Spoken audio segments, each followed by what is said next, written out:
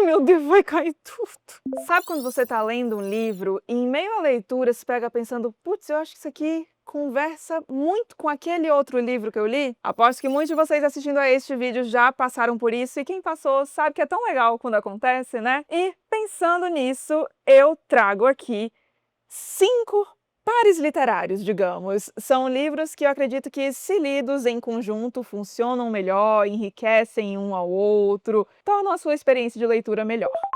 A ideia de fazer este vídeo veio de uma outra booktuber, uma booktuber gringa chamada Olive, do canal A Book Olive. Eu adoro o canal dela, aliás, eu vou deixar o link aqui pra vocês. Ela tem toda uma série com esses matches literários e quando eu pensei em fazer uma lista minha, o primeiro par que veio à minha cabeça foi um envolvendo Moby Dick, de Herman Melville. Acredito que este livro dispensa apresentações muito detalhadas, mas em resumo aqui nós temos a história de Ismael, um homem que é bastante atraído pelo mar e acaba embarcando em um navio baleeiro chamado Pequod, onde ele encontra a figura do capitão Ahab, que parte em uma viagem pelo oceano sedento por vingança em relação a uma baleia, uma grande baleia chamada Moby Dick, que havia lhe arrancado uma das pernas. Em 2023 a gente leu no meu Clube do Livro, o Clubinho, informações estão aqui na descrição e a lista para 2026 está bem aqui neste vídeo. Enfim, lemos no Clubinho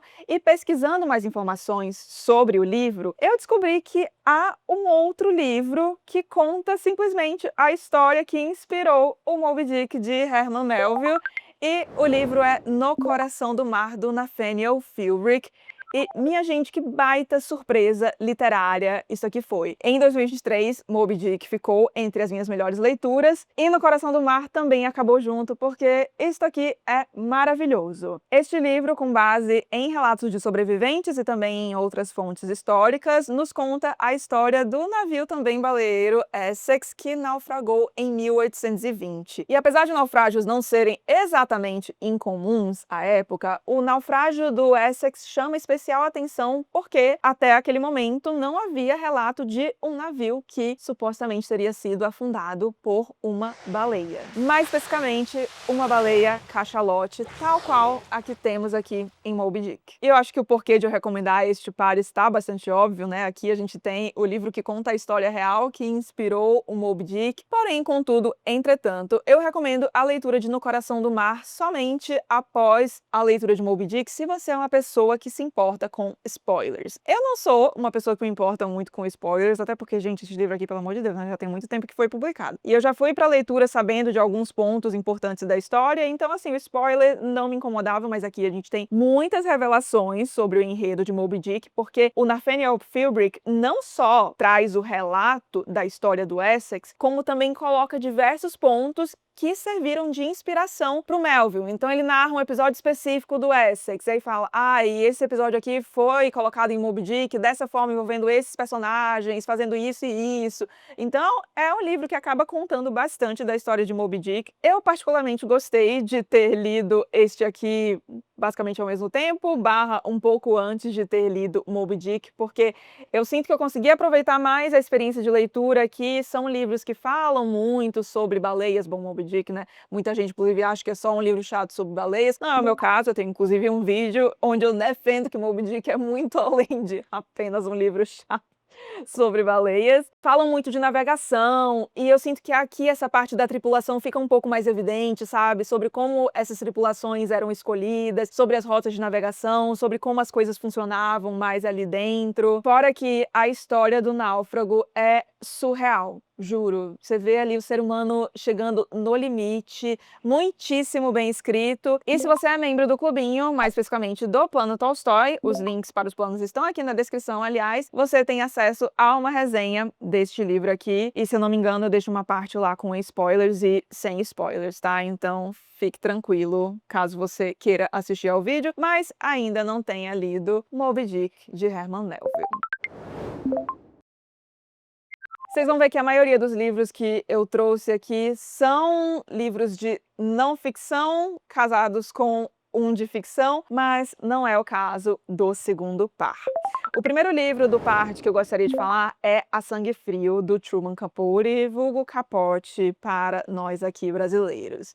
E este livro é fantástico. Aqui a gente tem uma peça de jornalismo literário, ou seja, um texto com caráter de reportagem, mas que é literariamente trabalhado. E, gente, Capote. Capote é dos melhores escritores que já habitaram este mundo, na minha humilde opinião, e essa é sua obra-prima. Aqui o Capote vai nos contar a história de um assassinato muito brutal, ocorrido no interior do Kansas, uma cidadezinha bem pequenininha mesmo, e as vítimas desse assassinato são uma família, a família Clutter, que era bastante conhecida, renomada ali naquela cidadezinha, e esse assassinato acaba intrigando muito o Capote, que vê a notícia através de um jornal e resolve viajar. Ele morava em Nova York, ele viaja até o interior do Kansas para cobrir aquilo, porque ele sente que ali haveria uma história boa. Inicialmente parece tratar-se de um crime envolvendo dinheiro, porque era uma família muito rica, mas há certas coisas na cena do crime que contradizem um pouco essa hipótese, e o Capote então resolve investigar a história a fundo, nos contando não só a história da família, mas também a história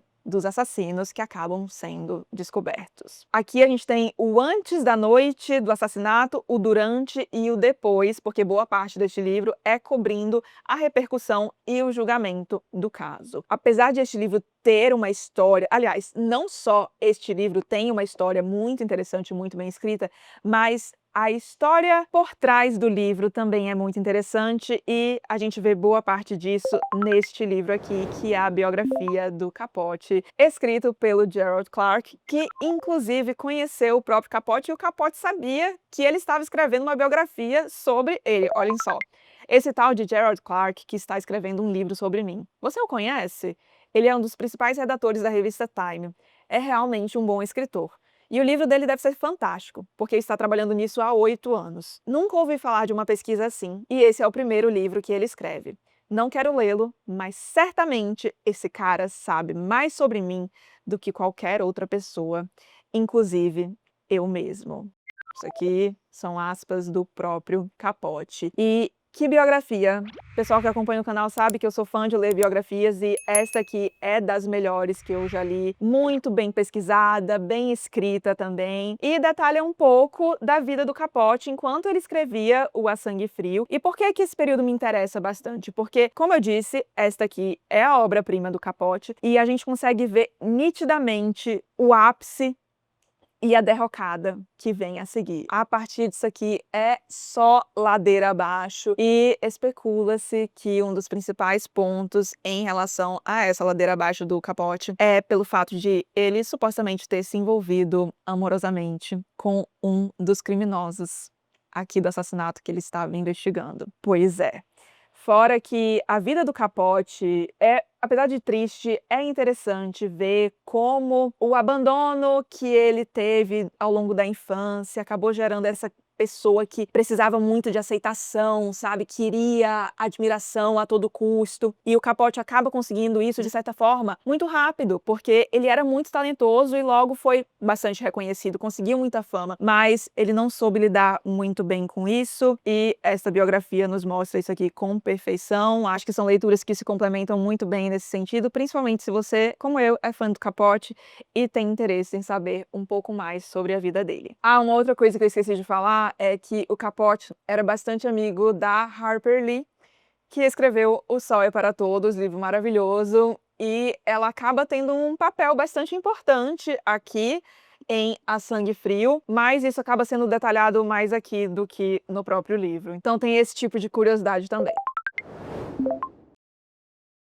E se o par anterior era não ficção com não ficção, aqui temos duas ficções, começando por ele, o maravilhoso Orgulho e Preconceito, de Jane Austen, que eu tive o prazer de reler recentemente também, em leitura conjunta no Clubinho, aliás. E, gente, que livro! Aqui nós temos como protagonista a Elizabeth Bennet, a famosa Lizzie Bennet, que é integrante de uma família que, por mais que tenha uma posição de privilégio na sociedade inglesa do século XIX, já teve dias melhores. A família não está financeiramente tão bem, até porque é uma família bastante perdulária, gastam muito. E o pai e a mãe que integram essa família, o Sr. Bennet e a Sra. Bennet, estão bastante preocupados porque as herdeiras são todas meninas. E nessa sociedade, uma das poucas formas que as mulheres tinham de ascender de posição ou garantir uma boa vida era pelo casamento. E tem 4 irmãs ali para casar. Todas elas não casaram ainda. Tem aquela coisa também de a mulher, né, a sociedade ali, você fazia 20 anos, meu Deus do céu, já ia ficar pra titia quase, sabe? Então é um ponto de grande preocupação dessa família e a gente vai vendo ali alguns bailes, alguns homens muito nobres indo pro interior, onde essas meninas moram, vendo algumas interações, e aí a gente tem o famoso Mr. Darcy. E este livro, muito mais que uma história de amor, é muito leve, cheio daquele humor irônico que a Jane Austen faz tão bem. Nossa, nessa releitura eu consegui tirar tanta coisa deste livro, fora que é uma delícia de ler. E na releitura, pesquisando algumas coisas, eu entrei em contato com algumas críticas que são feitas à obra, como, por exemplo, o fato de a gente ter uma história que se passa em meio à Era Napoleônica, em que havia conflitos entre França e Inglaterra, mas isso acaba não aparecendo, eu ia falar acaba não aparecendo muito, mas assim, não aparece mesmo, mas aparece um pouquinho mais e com bastante relevância, na verdade, eu diria, aqui em As Sombras de Longbourn, da Jo Baker, que, olha, o que essa mulher fez neste livro? Aqui ela basicamente parte de uma cenazinha de uma frase que a gente tem aqui em O Orgulho e Preconceito para fazer meio que um spin-off, sabe? O livro é uma adaptação a partir de brechas que são deixadas aqui em Orgulho e Preconceito, e a brecha é a seguinte: tem um trechinho em que é mencionada a criadagem, inclusive nomes, e aí a Jo Baker pega essa frasezinha para dar origem a As Sombras de Longbourn, que se passa no mesmo período, nos mesmos cenários de Orgulho e Preconceito, só que a história é narrada aqui sob o ponto de vista dos servos, dos criados da casa Bennet. Então a gente vê todos os bastidores por trás daquelas meninas tão maravilhosas, indo para bailes e chamando a atenção, toda a correria que era necessária para fazer a casa funcionar, para que eles tivessem muito conforto. E o que eu acho mais incrível é que a Jo Baker parte de Orgulho e Preconceito e numa ótica bastante delicada, porque a situação ali dos criados não era muito boa, mas ela não parece fazer para querer cutucar a Jane Austen nem nada. Eu sinto que a obra é muito respeitosa em relação ao original. Ela não muda nada do que está aqui. Inclusive, todo capítulo começa a partir de uma frase dos capítulos aqui do original. Então, ela sempre está fazendo referência. Eu sinto que é um livro que acaba ampliando o universo, sabe? O intuito dela não é mudar nada de Orgulho e Preconceito, é só colocar uma lente maior em cima do cenário que nos é apresentado, do contexto, aliás, que nos é apresentado em Orgulho e Preconceito. Então, aí falei agora do contexto, né? Aqui a gente tem um papel muito maior do contexto histórico, que é muito bem aproveitado aqui, colocado de uma forma muito orgânica. Eu amei de paixão este livro aqui, então se você já leu Orgulho e Preconceito, pelo amor de Deus, leia As Sombras de Longbourn, e eu recomendo ler nesta ordem. Então, primeiro, Orgulho e Preconceito, e depois, se possível, em seguida, As Sombras de Longbourn. Garanto que a experiência vai ser maravilhosa. Próximo par trata de um tema pesado, mas que eu acredito que é daquelas coisas que a gente tem que ler para entender como aconteceu e, na medida do possível, evitar com que se repita. E o primeiro livro que eu gostaria de apresentar é O Holocausto, do Lawrence Rees. Quem acompanha o canal sabe que narrativas ali do entre guerras, Segunda Guerra Mundial e também da Primeira Guerra costumam me interessar bastante. E o Holocausto é algo que me intriga já tem muito tempo. E me intriga principalmente por ser uma coisa que a gente olha e parece algo tão absurdo, ao ponto de a gente se questionar como que isso foi possível. E eu lia muitas coisas tentando responder a esta pergunta, e eu sinto que aqui foi onde eu cheguei mais perto de compreender, porque eu acho que compreender talvez em toda a magnitude, eu não sei honestamente se é possível. Ainda parece algo muito absurdo pra mim, imagino que pra tantos, mas este livro do Lawrence Rees é o livro que eu sempre quis ter lido sobre o Holocausto. Aqui, então, ele não vai começar explicando o Holocausto em si. Ele volta nas origens do ódio ao povo judeu, então fala como isso começou e a gente consegue ver como esse ódio é construído de forma muito paulatina e como isso vai sendo usado também muito aos poucos pelos nazistas até que a gente chega no que foi o Holocausto. É um livro claramente muito bem pesquisado, que mostra o contexto específico que tinha ali na Alemanha para fazer tudo aquilo acontecer, como os nazistas se aproveitaram de tudo isso. Enfim, é realmente muito impressionante e ajudou a iluminar muitas das outras coisas que eu li. Então eu podia colocar este livro aqui como par de vários outros, mas eu escolhi, na verdade, um quadrinho, cuja capa eu vou deixar aqui porque ele não está na estante no momento, mas o quadrinho é o Berlim, que eu, por pura coincidência, não tinha pensado em ler um próximo do outro não, acabou acontecendo de eu ler um seguido do outro, então primeiro li o Holocausto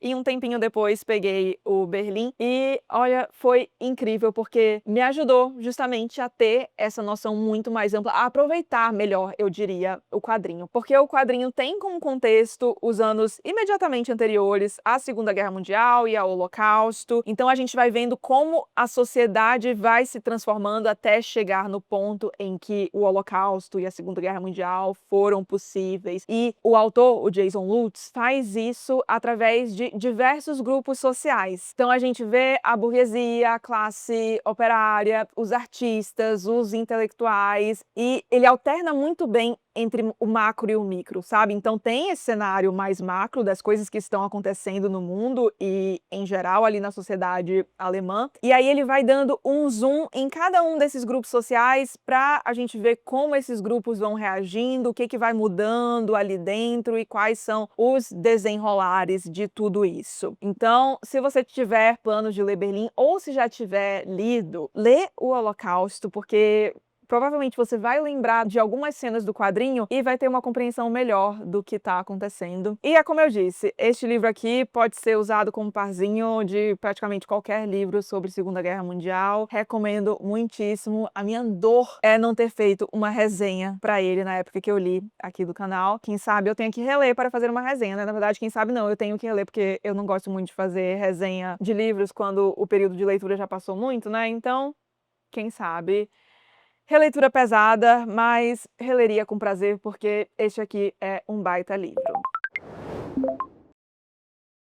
E fechando as recomendações com um par que envolve um livro e uma biografia de um livro.